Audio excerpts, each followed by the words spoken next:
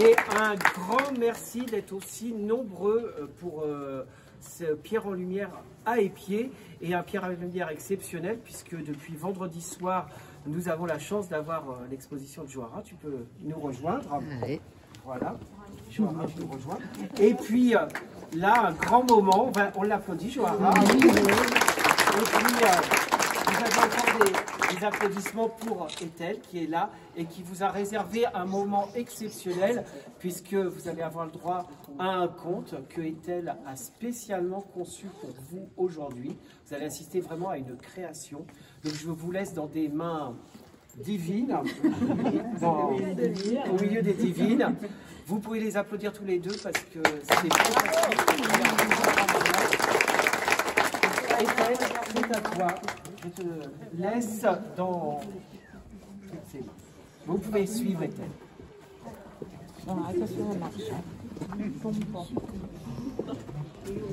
Que je te ramène un tiers.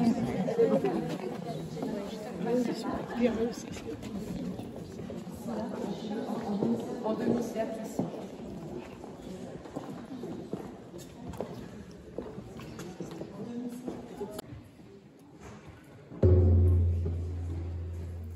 L'univers était un vaste gouffre sans fond, perdu dans l'infini. Dans l'immensité du vide,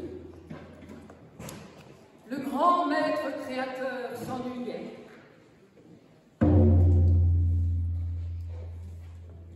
Lorsqu'il a aperçu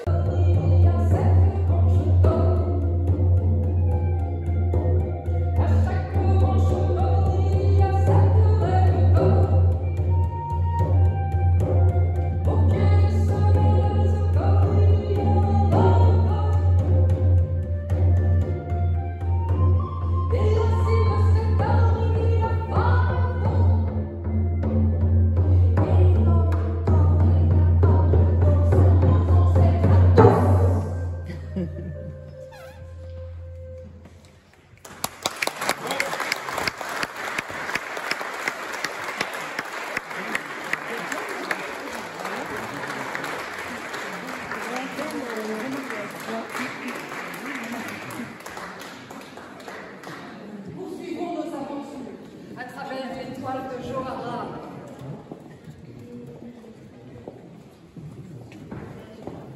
On va changer d'univers et on va se diriger maintenant face à cette toile ici.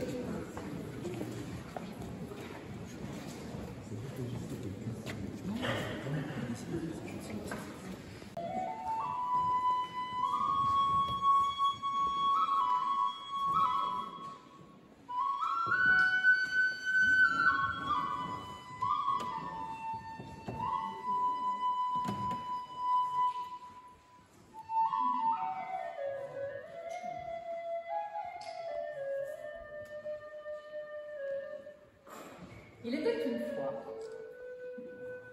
un riche meunier. Oh, ce meunier avait tout ce qu'il faut. Il était fortuné. Il avait fait du blé, du bon blé.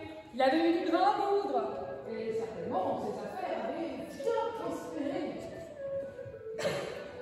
Mais voilà qu'après plusieurs récoltes mauvaises, le moulin tournait beaucoup moins bien.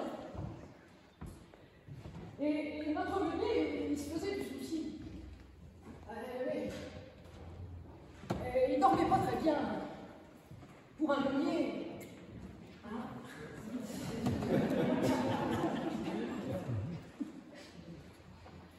Alors, ce matin-là, comme il n'avait pas très bien dormi, il a décidé d'aller se rafraîchir un peu les idées au bord de l'étang.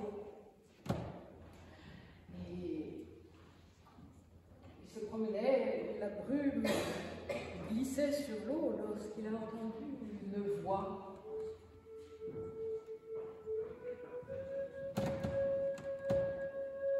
Meunier, meunier, a vu apparaître sur du sang de l'eau des créatures aux longs cheveux humides.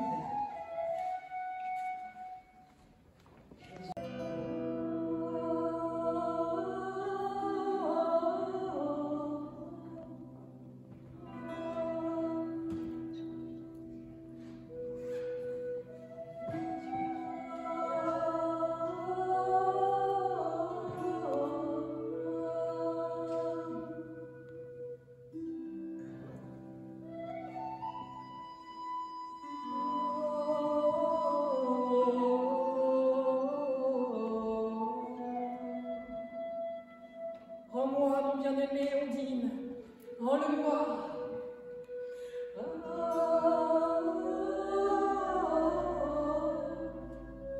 Toi aussi tu as aimé avant, rends-moi mon amant.